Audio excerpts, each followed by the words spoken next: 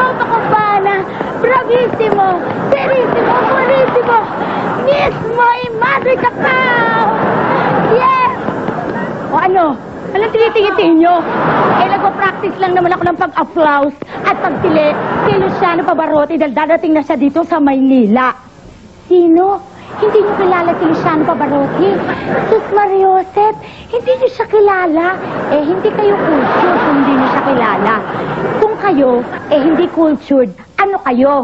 Nako, cesarean, o kaya natural, o kaya artificial insemination, ganon. Nako, kung kayo, hindi nyo kilala si Pavarotti, sasabihin ko sa inyo, ha? Doon sa mga hindi nakakakilala, kay Pavarotti, siya ay hindi isang hairdresser ng Vidal Sassoon. O kaya, hindi rin siya isang bilabaing manghuhulot na Italian na ka-counterpart ni Ricky Reyes. At hindi rin siya isang fiestahan o cold cut na galing sa Iberico meat product. At lalong-lalo naman na hindi siya kamag-anak ni Lucita Soriano at ni Lucia Lulu.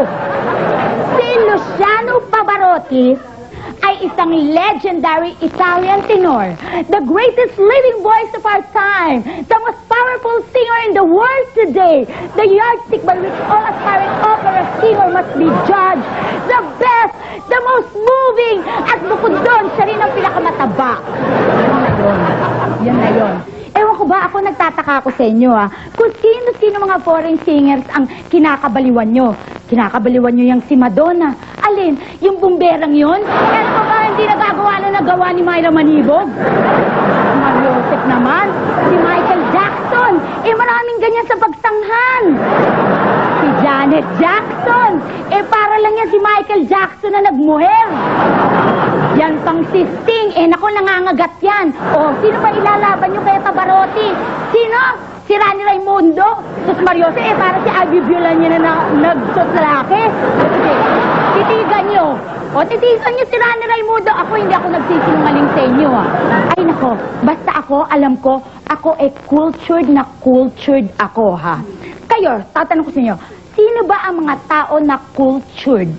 Ang mga tao na cultured, yan yung mga tao na marunong sa arts, mahilig sa music, painting, dancing, singing, sculpting, at lahat ng etching.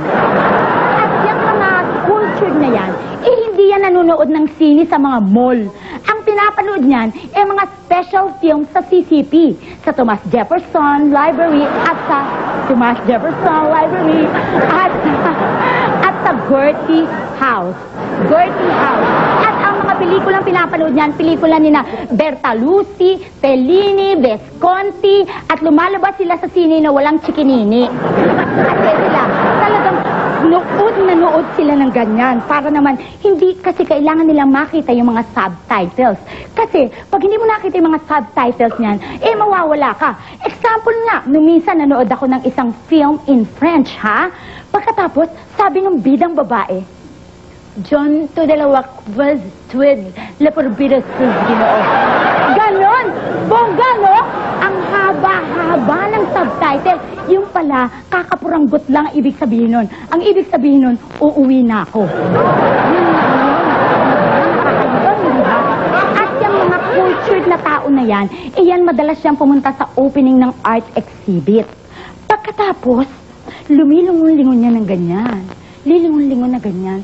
Sabay hawak sa batok at medyo nangangati-ngati pang ganyan. Ganyan, ganyan. At sabay magsasabing, yeah, it's nice, but it reminds me of surrealist movement and the rebellion against the ass of their time. Ano daw? Ano daw yung sabi? Hindi ko maintindihan. Sus Mariosep, yung pala, ang sarap sabihin lang yan na, ano ba gusto mo? Bibili mo ba yan o hindi? Kung bibili mo, bili mo na. Kung ayaw mo, buwi ka na, no? Hindi nakasabi tayo yung sinasabi, nakakapigong Ako talaga, madalas akong mainis na sa mga nakakapigong yan talaga mga culture na tao na yan. At kapag may concert naman, ha, akala mo sinasanay ba naman sa mga espiritu? Kapag nakikinig ng mga orkestra, nandiyan yung unti-unting ipipikit ang mga tao.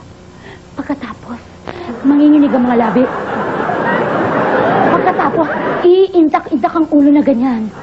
Sabay hahawakan ng leeg. Mangingisay-ngisay ng konti. Kulang na lang. Kulang na lang. Mag-speaking ta sa, wala sa Hallelujah! Ganon? Sus Mariosa, pa talaga, nasisiraan ako ng bait sa mga ganyan.